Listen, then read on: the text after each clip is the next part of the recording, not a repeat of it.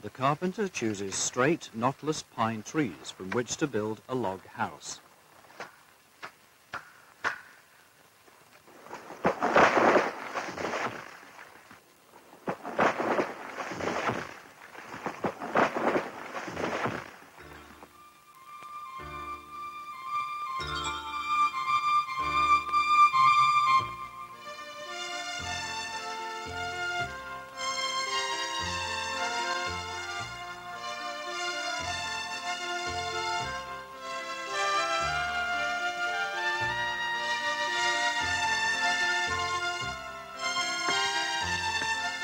The trees are usually felled in the midwinter while the moon is waxing. These men are going to build a log cottage consisting of a small hall, a bedroom and a living room. The site is on the Lyytikkälä farm in the parish of Suomenniemi in southeastern Finland.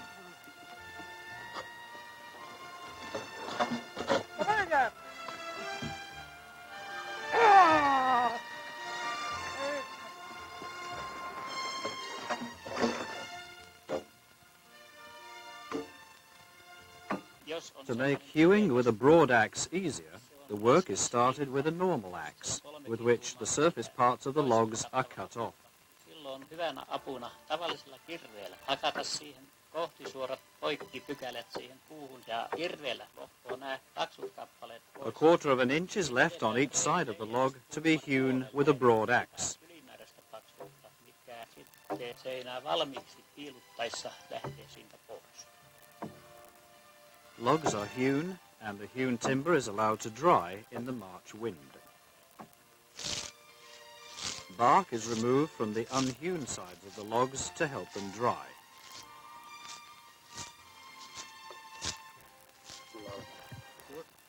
To provide thermal insulation, an earth bank will be made inside the stone base under the living room floor.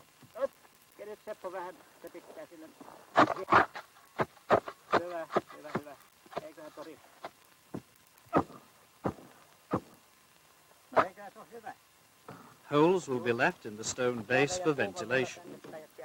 They are called cat's holes. Using crosswise measurement, a check is made to see that the angles are right. Ristimittauksella tarkistetaan, että kulmat tulevat suorat. In a timbered building, the underside of every log is shaped so that it fits the log under it. The bottom log is shaped to fit the stone base.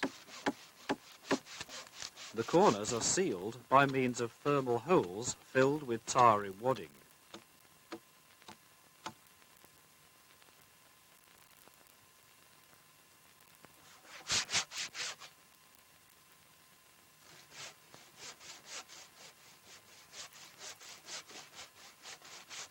Here in Finland, buildings with horizontal logs probably go back to the Great Migration of Nations. At least as early as the 13th century, we have had round log buildings with edge joints with round-bottomed holes. In the 16th century, builders started hewing wall timber on the inside. Wall timber hewn on both sides, as here, dates from the 18th century. Feather moss is put between the wall timbers and tarry oakum in the joints of the corners, doors and windows. The wall timber is strengthened by fixing it with dowels placed in holes bored through the timber. The size of the hand borer is about 1.5 inches. When doweling, enough room must be left for settling in the bottom of the holes, a good inch per metre. The holes for the dowels of the doors and windows are bored with a 2-inch drill.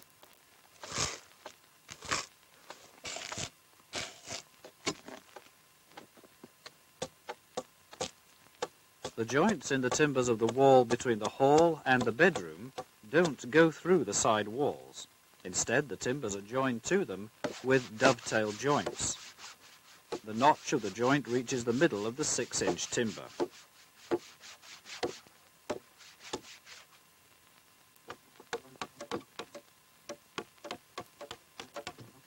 This building will have long timber ends at the corners, just like two other buildings on the same farm.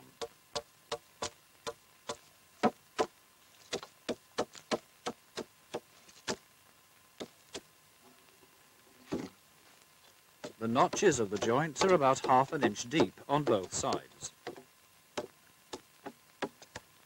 The space between the wall timbers must be wide enough for proper thermal insulation.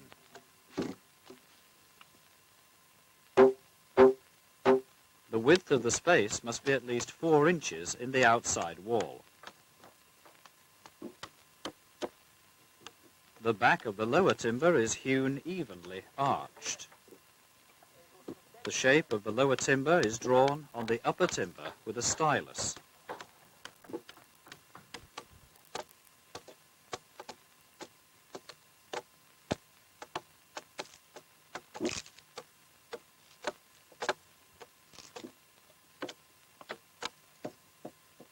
The timber being hewn is kept in place with a dog.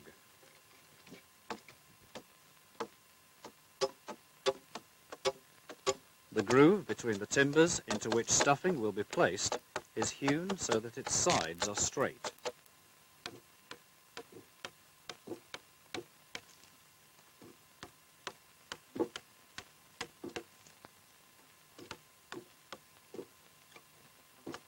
When a timber is laid on the one below, the space for stuffing will be somewhat open on the sides.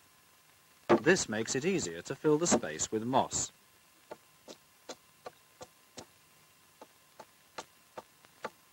The upper edges of the door and the window will be at the same height.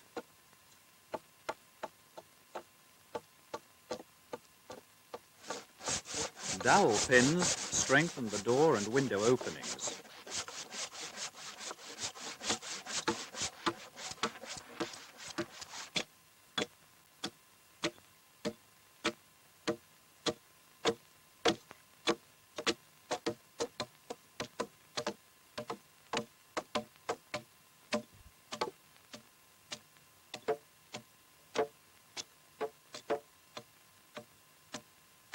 Dowel pins strengthen the door and window openings. Here the T-shaped dowel pin is made of one log, just as it used to be.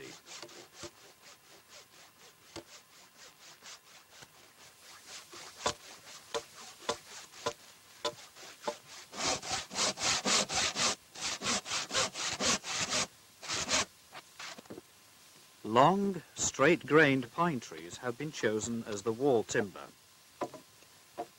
The courses of timber are dowelled at intervals of about 5 feet to keep the walls straight.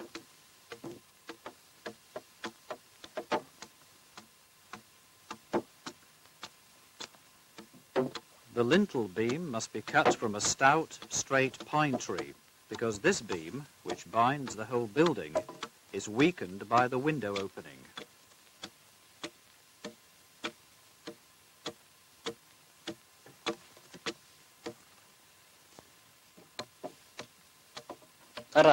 This plank will not be nailed down because it would prevent the wall timber from settling. The window opening must be large enough to give a 2-inch settling space between the frame and the lintel beam.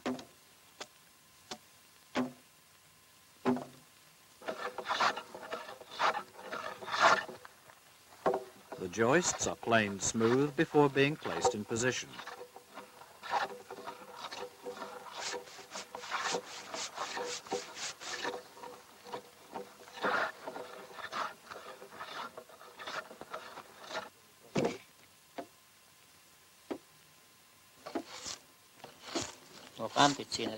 The edges are whittled away with a knife, and the finishing is done with a plane.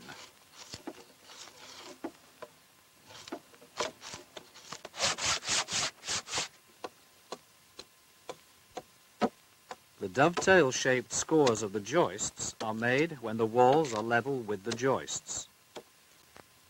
The scores reach as far as the middle of the wall timber.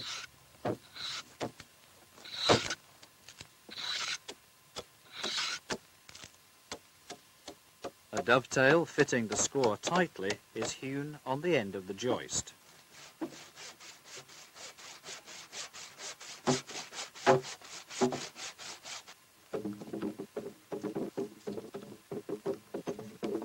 The old way of lifting heavy timber high is to roll it using logs and rope.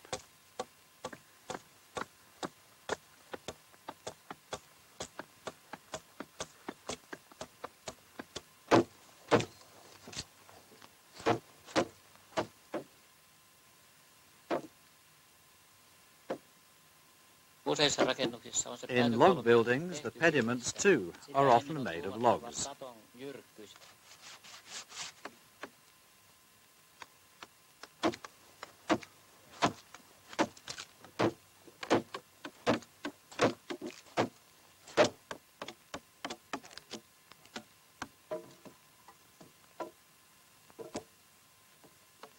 The shape of the pediment is drawn using a model. Sen lopullinen korkeus vetää viiva ja sitä myöten vestetään se liika pois.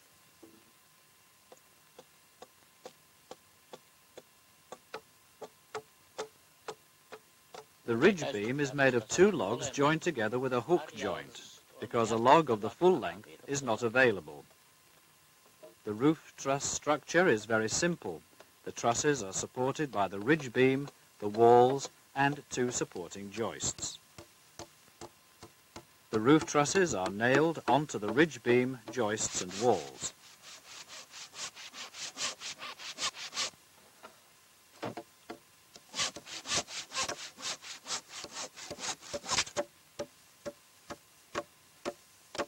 The timber ends of the pediments and the partition walls are hewn level with the roof trusses. The ridge beam is fixed with pegs, both at the ends and at the partition wall.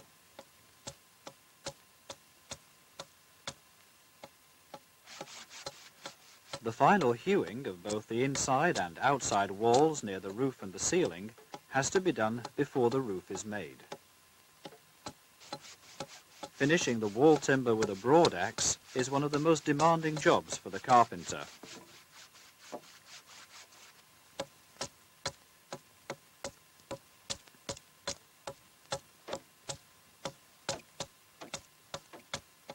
This sort of an axe eye makes it possible to turn the axe handle easily, so that this axe can be used both right and left-handedly.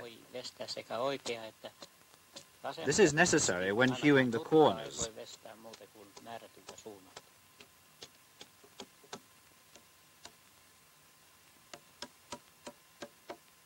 The barge board is fixed onto the ends of the roof trusses, and on the barge board comes another board, the so-called drop board.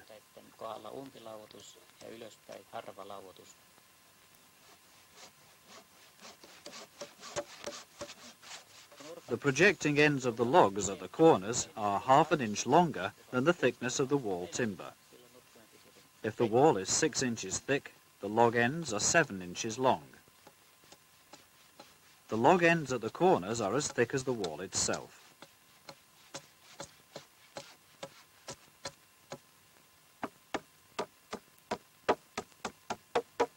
When making a shingle roof, supporting shingles are placed first under the line board. The line board is placed a good inch further than the drop board.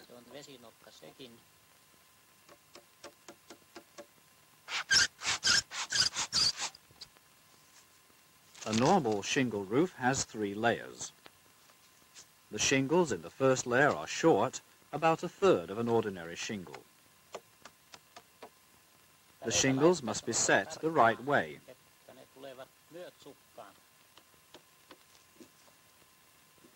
The shingles are about 17 inches long. The length of one layer is 5 inches. Only every second shingle in the layer is nailed down. The heads of the nails are hidden under the upper layer. Seuraavan varvin päreitten alapäitten alla.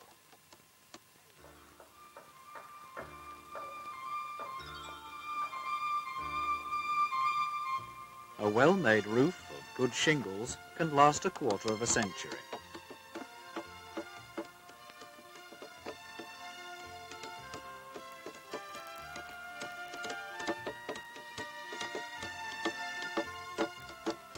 The supporting shingles, which went into place first, are cut last.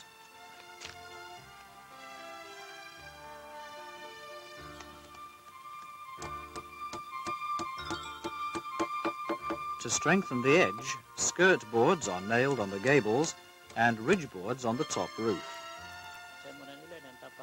It's the custom to give a party once the ridge boards are on.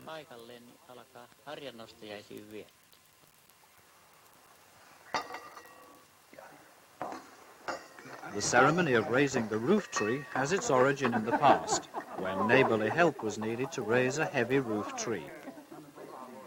The helpers were rewarded with a party.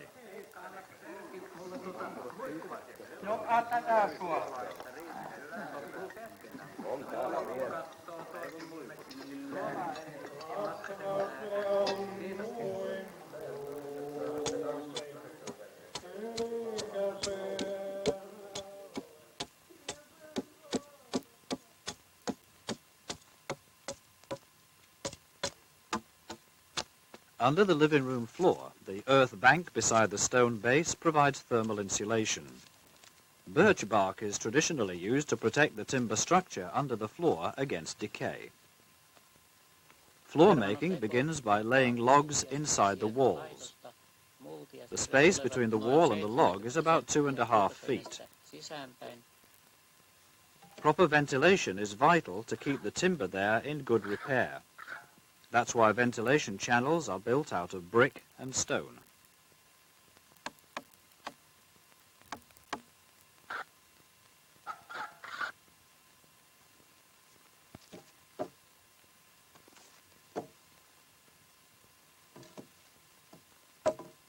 The corners of the log framework under the floor have hewn joints.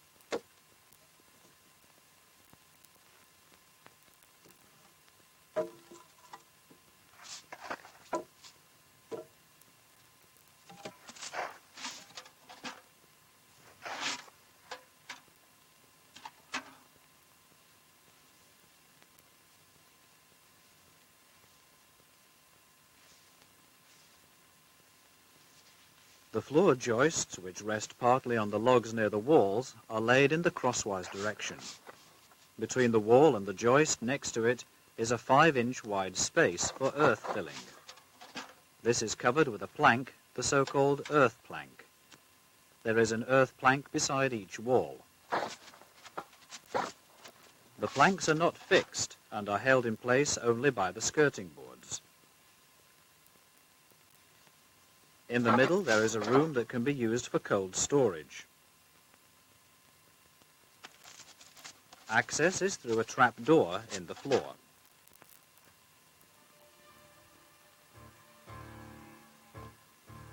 There is enough settling space between the window frame and the lintel beam, so the frame can be put into place and fastened with wedges. The frame can't be nailed onto the wall timber because of the settling of the walls. It can be nailed only on the dowel pins on both sides of the window.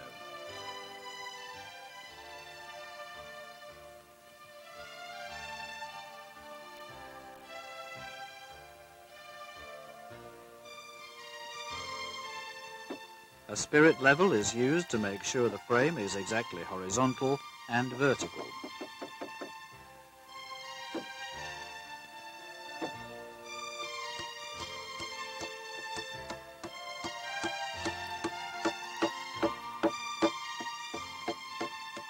The frame is then fastened with nails. The window frames, complete with panes and hinges, can now be put into place.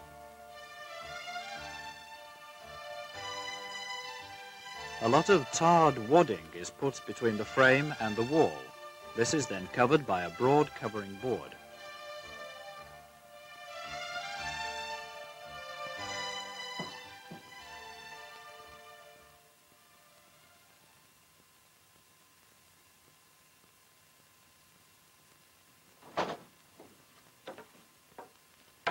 Floor making begins with the border planks, which are laid first.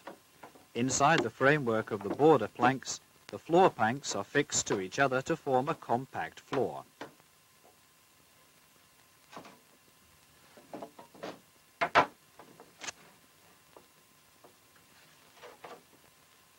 The floor timber consists of unedged planks with butts broader than tops. These are cut ready and laid alternately. The floor timber is made of good dry pine to avoid twisting.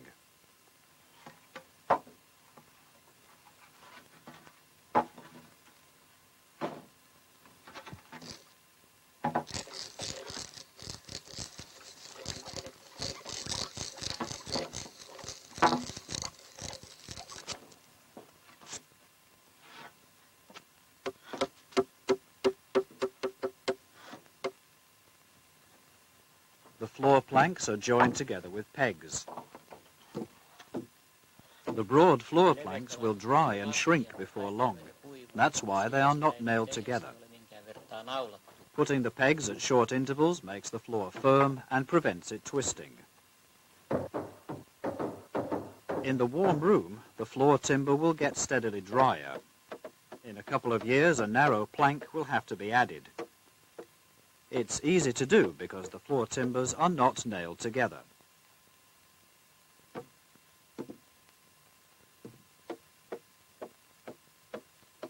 The skirting boards for this sort of floor must be stronger than usual because they keep the logs beside the walls in place. The floor is finished by planing it smooth.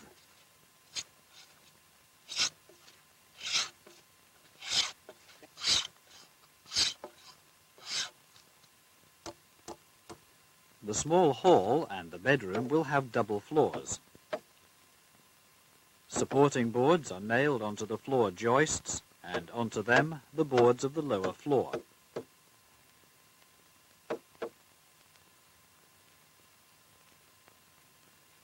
Tarred paper is put on the lower floor and on top of this a thick layer of dry sawdust.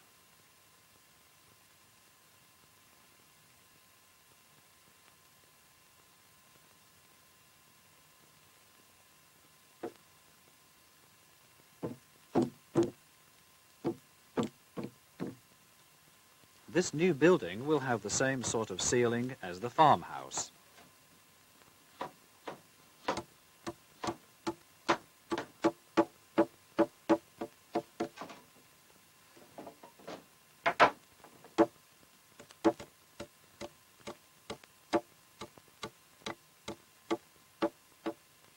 There is tarred paper on the ceiling and on it sawdust and planing chips as thermal insulation. The traditional front door, made of planks by the carpenters, has forged hinges.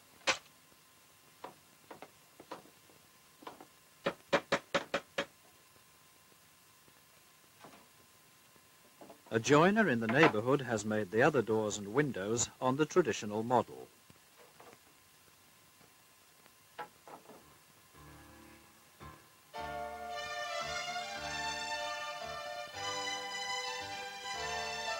The covering boards and skirting boards are made by the carpenters themselves.